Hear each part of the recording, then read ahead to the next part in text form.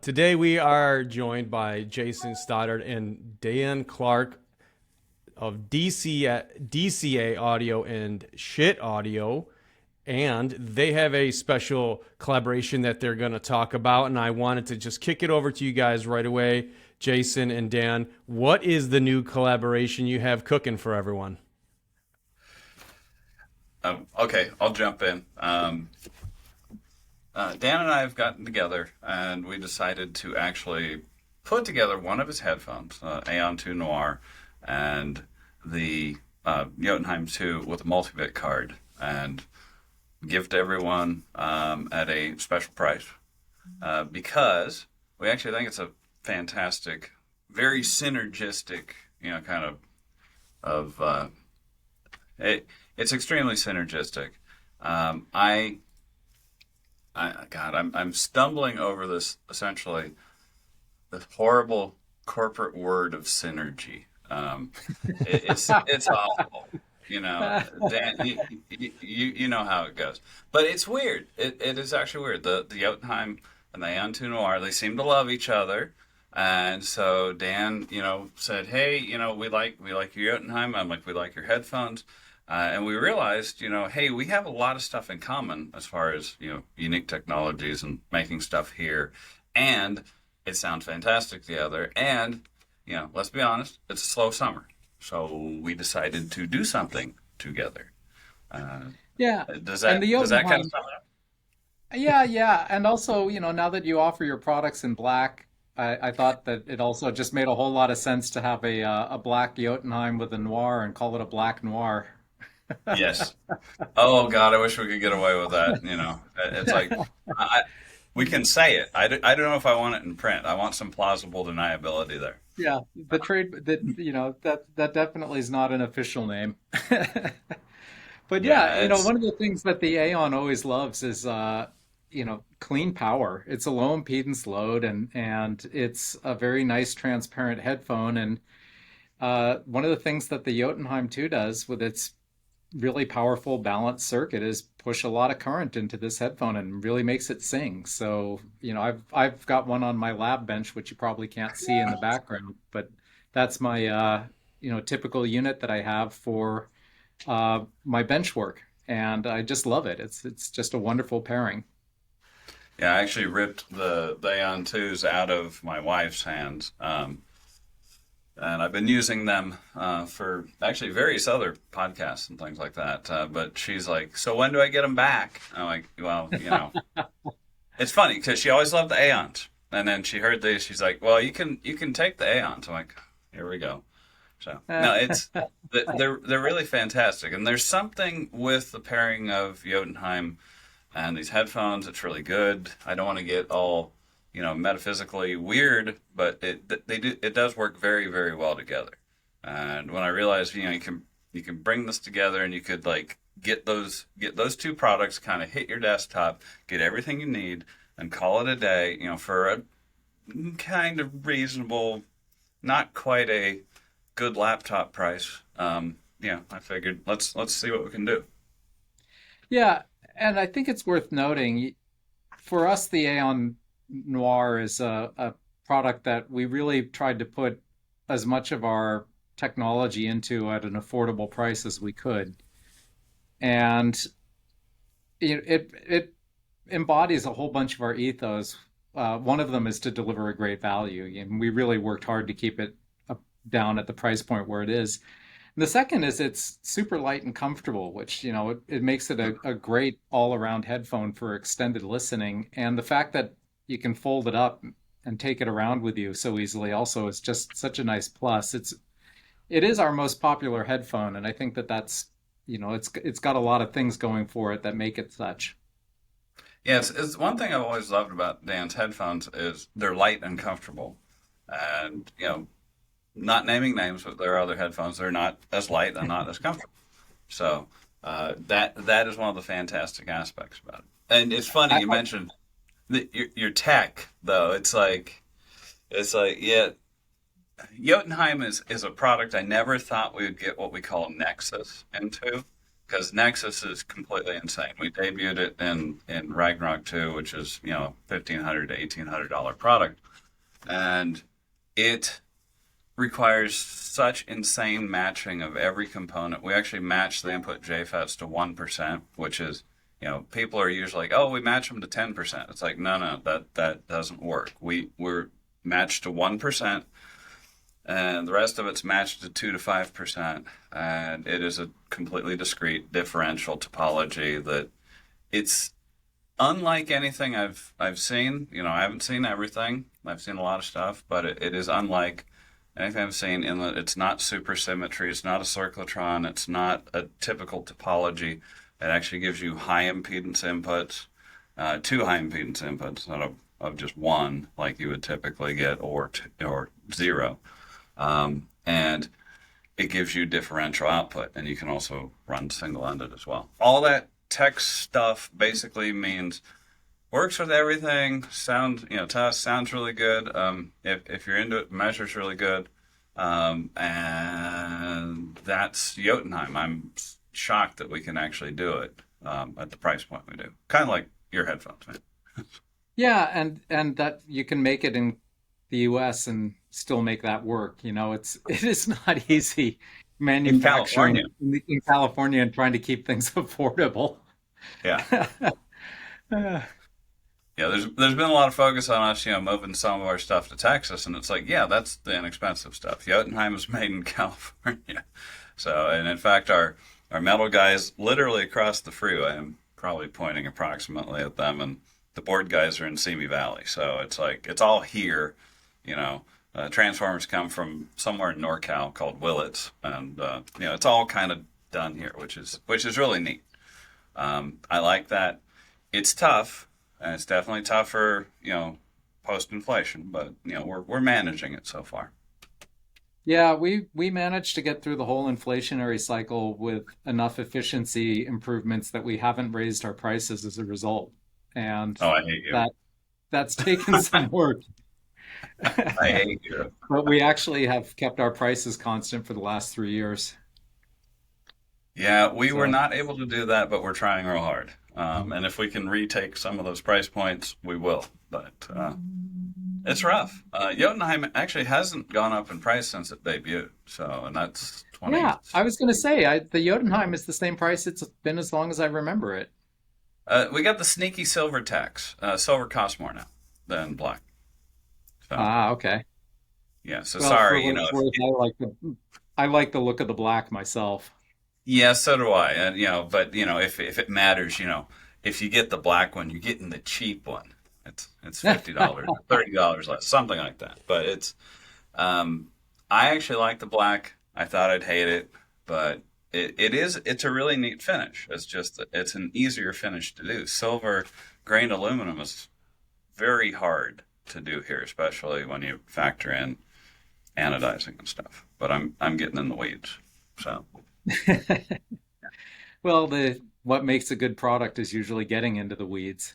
It's the amount of time and attention. And I mean I can appreciate it in the finish work when I see your stuff and how much it's improved over the years too.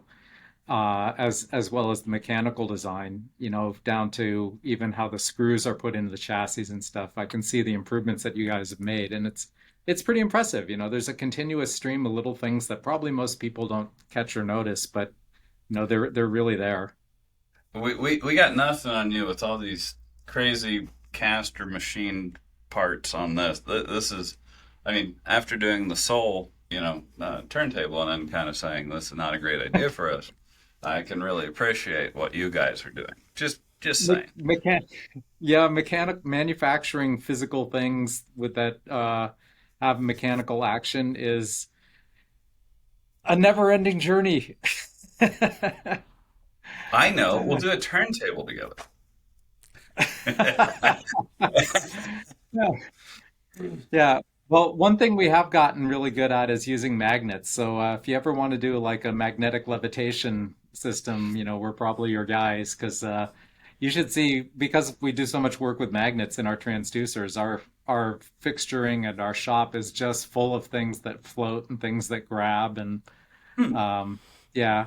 So we have a magnetic isolation for certain things, and magnetic closures for certain types of fixtures. And yeah, we've got magnets, including these insane magnets that are about this big that are neodymium that we got from somebody where the finish wasn't quite right for their application. And so they gave us these things, and they're so powerful that you really don't want to put them on both sides of your fingers because you won't be able to Really? get them off without somebody else to help. And it hurts. Uh, maybe a future thing, but yeah, no, we'll stick to electronics. We're good at electronics. We're good at discrete, and good at getting rid of heat, and that's about it. Even though some people are like, your stuff runs pretty warm. It's like, yeah, it does, but it's designed to do that. And I mean, heck, we're still supporting products we made 13 years ago. And every once in a while, we'll get like an original Asgard, back. And that was a product that ran at 50 degrees C external all the time. And we'd get that back, and we can still service them. But they don't die that much. So we were doing something right. But I will agree, there's been a progression in what we've done. But you guys have gone from modding headphones to having your own drivers and this crazy mechanical stuff.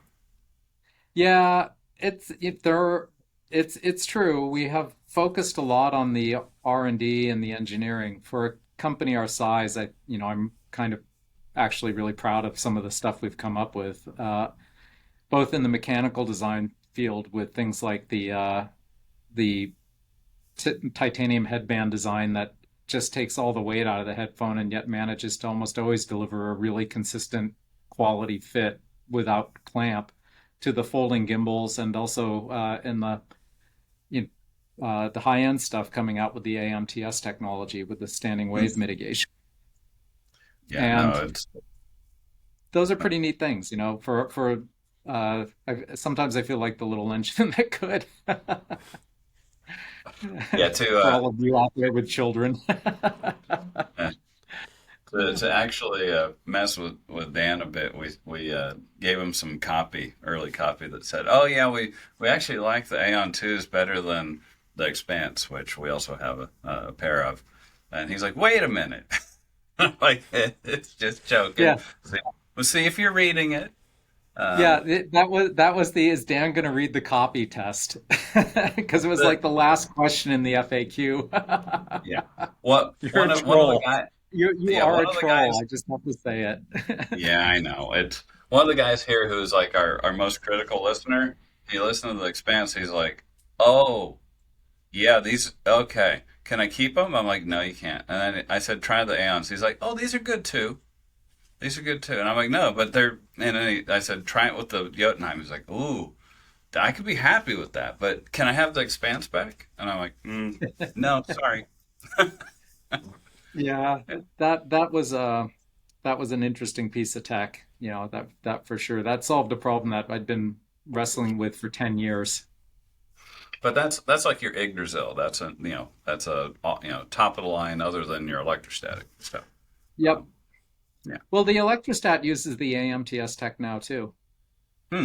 Okay. So, and which is really interesting because it actually worked particularly well in the mid-range and highs on that. The response curve is like free of any anomaly of more than 1 decibel from about 200 hertz up to about 8 kilohertz.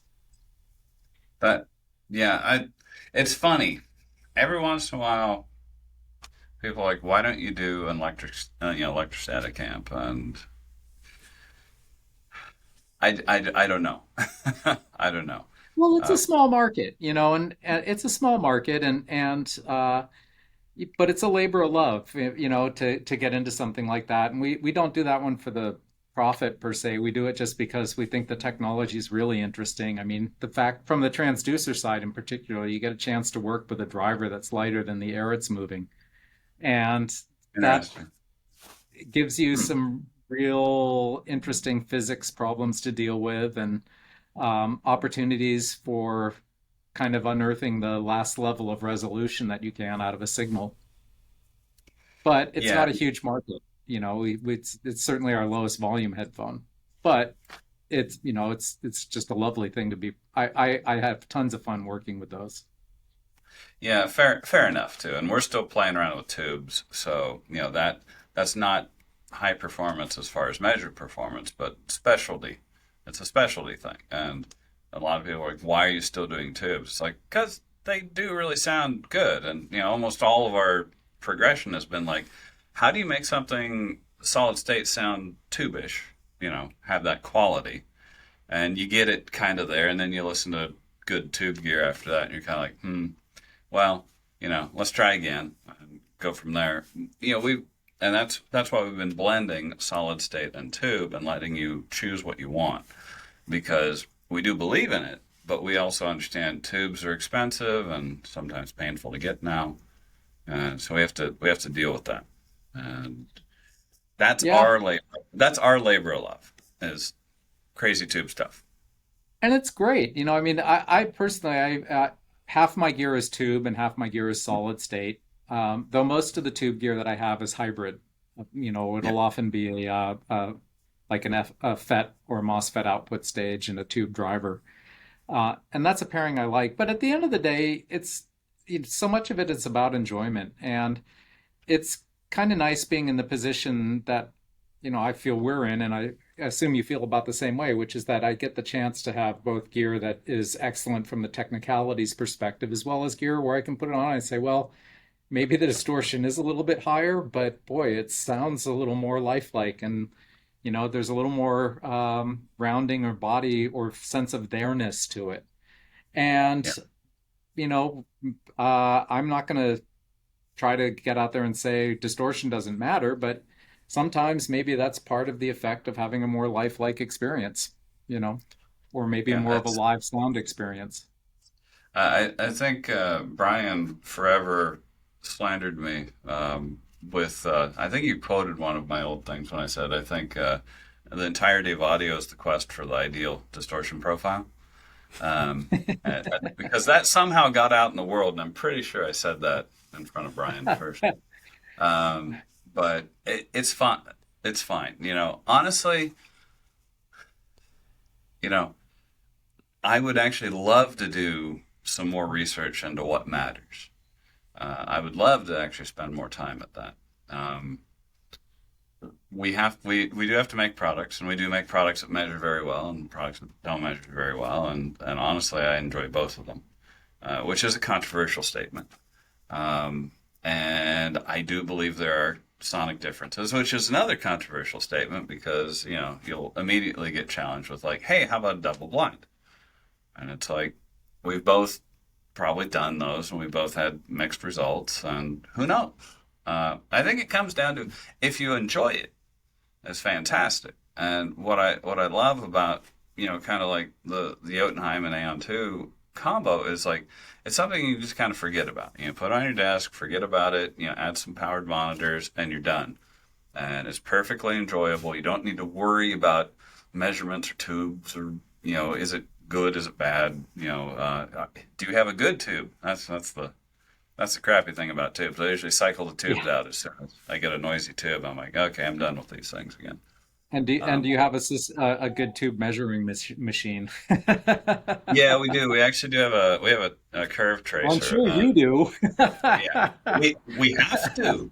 Yeah, yeah, we have to. There's no way around it. Everything has to be matched. And we can't match the tubes well enough to do Nexus. Everyone's like, why don't you do tube Nexus? It's like, yeah, you have fun with that. I haven't figured out a way to do it meaningfully and actually have the tubes do any gain. I could cascode them or something and probably get away with it. But then it's like, is it really a tube product? I mean, it has tubes sticking out of it and they're lit up and the signal's going through them, but are they doing anything? So I'm sorry, I won't do that. It's just like I won't put like balanced connectors on a product that isn't balanced, things like that. Yeah, I've got seen products that do that over the years, and it seems to cause immense amount of confusion and consternation to customers. I find it kind of convenient because I like the XLR connector a little more than the TRS, but the 4.4 millimeter kind of solved both those problems. Oh God, yeah, people have been asking for that. Maybe on a future Jotunheim, but honestly, I do like the I do like the 4-pin XLR the best. It's bulletproof. You can't break them. They don't. There's no issue with getting a shorted connection when you plug them in and out. It's quite a robust, time tested interface, and Yeah. that's probably just by virtue of market share, the majority of our headphones go out with the TRS, but Yep. of the custom orders, the XLR is by far the dominant.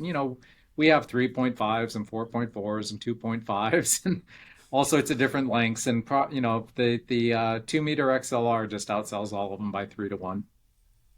Yeah. If we did portable, we'd probably do 4.4. Right now, it's kind of like, well, maybe it'd be convenient on the desktop, but I do like my 4-pin XLRs just because they're Neutrik and they never break. And like you said, it's a great connector. So Yeah, and the Neutrik ones are the same ones we use, and they're on all the Vivo cables, and they're just so bulletproof. They I don't think we've ever had a single one fail. we actually had someone destroy a Neutrik TRS once. That's out of probably more than a million products out there. So yeah, good luck breaking the Neutrik stuff. Yeah, but I think I'm going to go back to the Jotunheim for a second, and just as a comment on the pairing with the Noir. The balanced output on it really just does have so much power. It's like no matter what you're playing uh, with the Noir, with that combination, it just always manages to feel so effortless. And there's never any sense of strain or that it's pushing it. The headroom is infinite. The noise floor is below what I can ever hear, and it's just just a great pairing. And it's good enough that I actually use that for lab measurements too. That amp doubles not only for me listening, but it's set up as the driver for our measurement chamber when we're wanting to do low distortion, low noise measurements, because it's just reliable and it handles all the headphones we produce with such ease. Yeah, it's funny because yeah, in measurement terms, it is near. It's not at the state of the art, but it's near. It's minus 116, minus 118 THD plus N, and in the 120s, in terms of noise floor. It's a really good solid amp. What's weird is the single-ended output is much more, you know, higher noise, higher distortion, but very tube-like distortion. It actually has a descending order harmonic distortion. And a lot of people are like, well, the single-ended performance is not as good.